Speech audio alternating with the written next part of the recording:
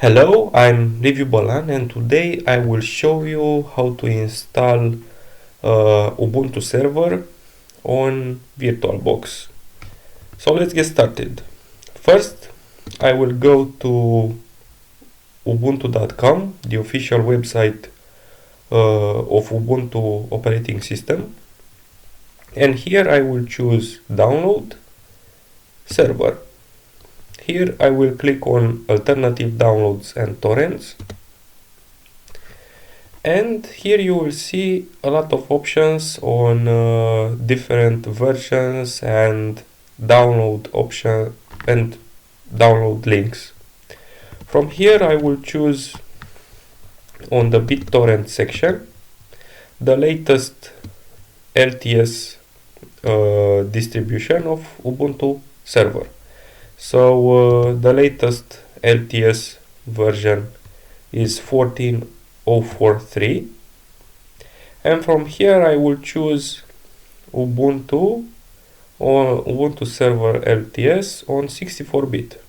I will click on the download link and here you will see a pop-up from your browser that will try to open the torrent file with your default BitTorrent client.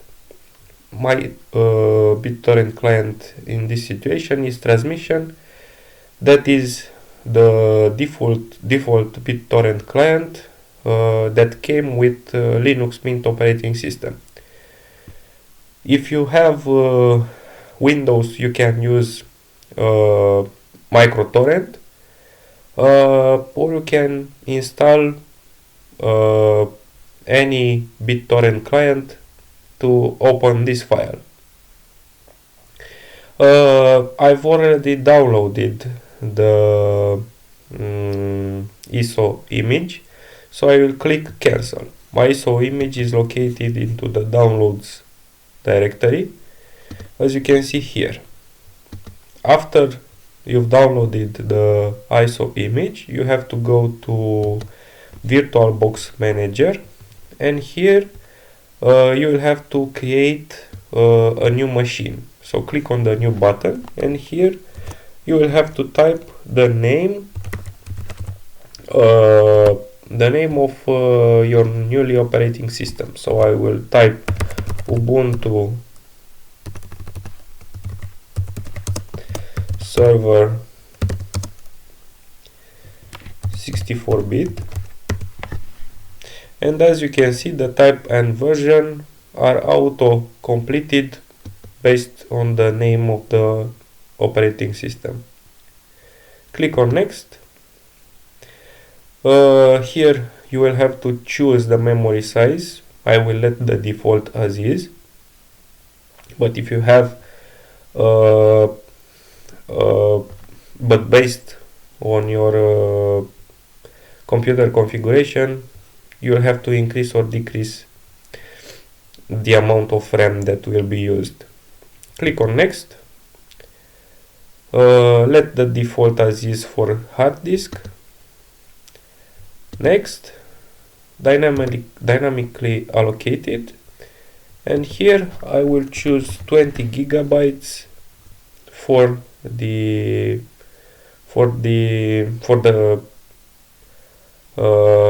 hard drive that will be used. Click on create. Now that the machine is created, the installation, I will have to begin the installation.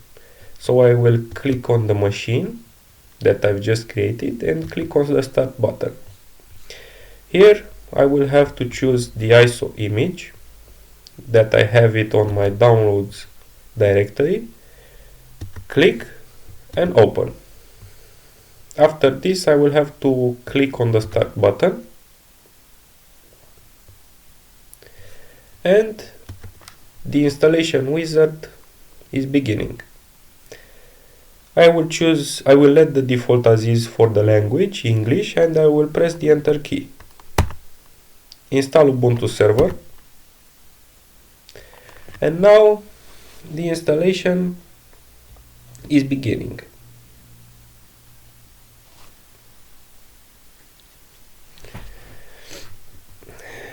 Okay, I will have to select a language for the installation for the installation process, and also the default language for the installed system. I will let the default as is, English, press enter. Next I will have to choose my location to let the system set up my time zone.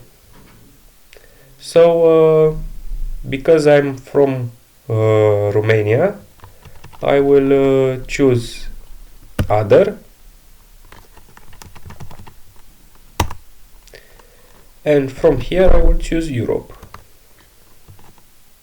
Next I will have to choose my country, that is Romania. Click enter, and because this country doesn't have any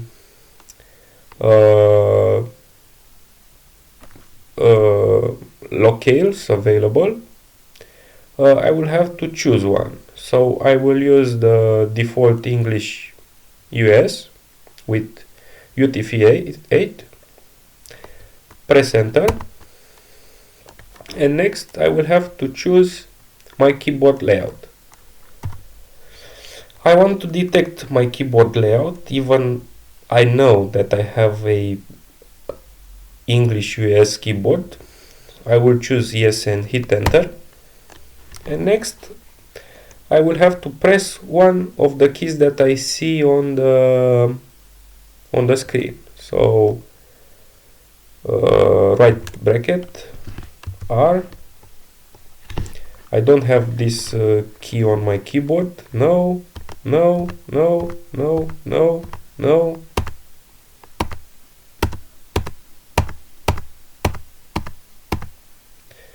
Okay, so the operating system figured out that I have an English US keyboard, which is okay, and I will hit the continue button.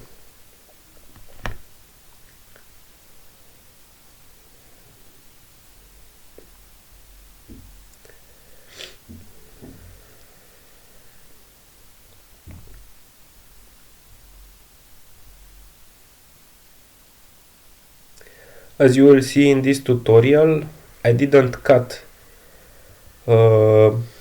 any part of the installation process. So the time that you will see here is the real time that you will spend when you will install Ubuntu server on your VirtualBox machine. Remember that I have an SSD drive on my PC. Okay, I will have to choose a host name for my system. I will type Ubuntu VM from Ubuntu Virtual Machine. Hit continue. If you want to choose a button, you can use the tab key or your shift tab combination on your keyboard. Full name for the new user, which is mine, Liviu Balan. Hit continue, and then based on my username were generated Liviu username, which is okay. I want to keep it. Continue. I have to choose a password for the new user.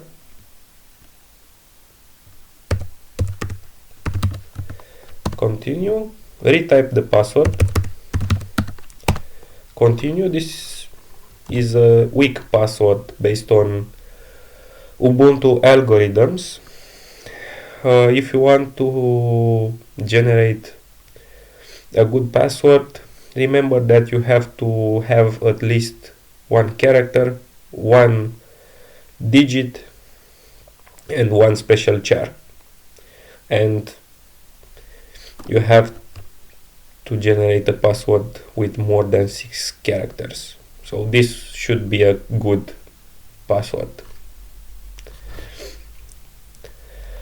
Okay, I will use this password, so I will press the yes button. And here you have the option to encrypt your home directory. Because I will use this virtual machine only for tests, and I want that this virtual machine to have better performances, I will not encrypt my home directory. So I will choose no, and based on my country that I've previously selected, Ubuntu is telling me that my time zone is Europe Bucharest, which is okay. This is the correct time zone, so I will hit the yes button.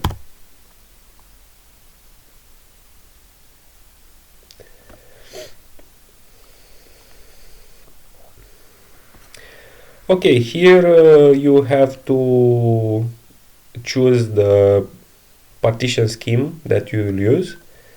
If you want to use a custom partition scheme, I recommend you to see my tutorial on how to install Linux Mint on VirtualBox, and there you will see how you can use the swap memory, how you can create a boot mount point, and so on. For this tutorial I will let the default as is, use entire disk and set up LVM, so I will hit the enter key. Here I will have to choose the disk to partition, which is only one, so I will hit the enter key. And now I'm asked if I want to write changes to my hard drive. Until now I've just configured my operating system, but nothing is written on the hard drive, only memory. So I will hit the yes button, and here I will have to choose the amount of disk that I want to use. Hit continue button, and now I'm asked if I want to write changes to disk. I will hit the yes button, and the installation process is beginning. Now, meanwhile, I want to show you something until the installation is done. Why I've chosen this option, which is a lower version that the one here, but the advantage is that this version is LTS. What is LTS? LTS stands for long time support, and I consider that this is a good option if you want to use Ubuntu on your server side. The LTS distribution are having more support time than the regular one, and also the packages are really stable here.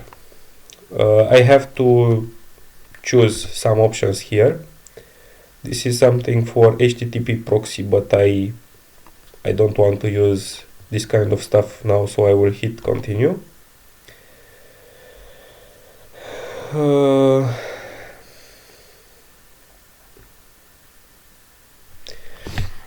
Okay, so related to LTS, here on this link, wiki.ubuntu.com/LTS, you can see the support time offered by the Ubuntu community on the on the versions.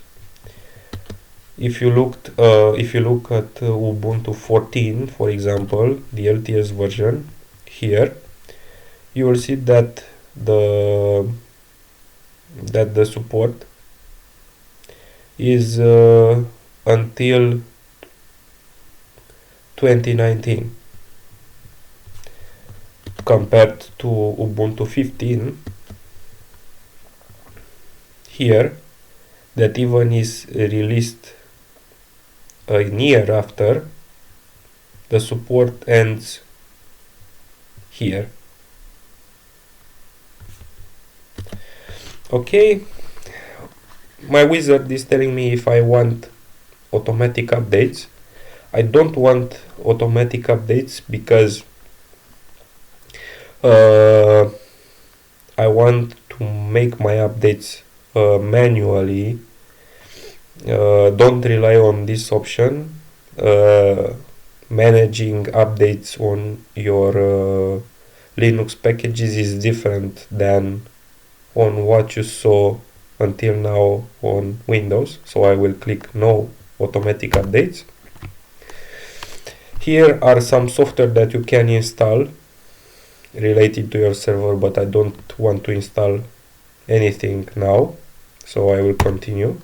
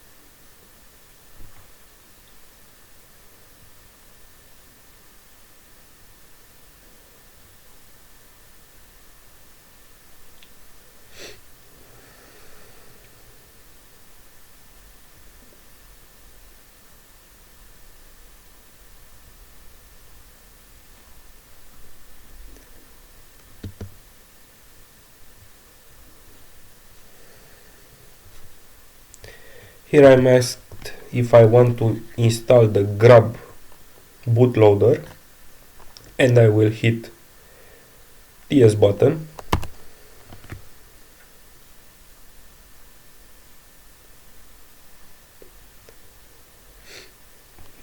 And as you can see, the installation is complete. I will click the continue button.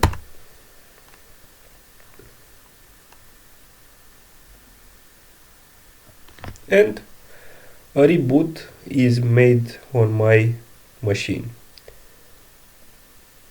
What you saw earlier is my grub loader, and here is the interface for your newly installed Ubuntu LTS server.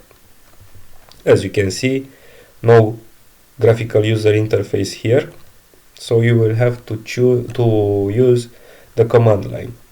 I will use my username that I've selected, leave you, and my password.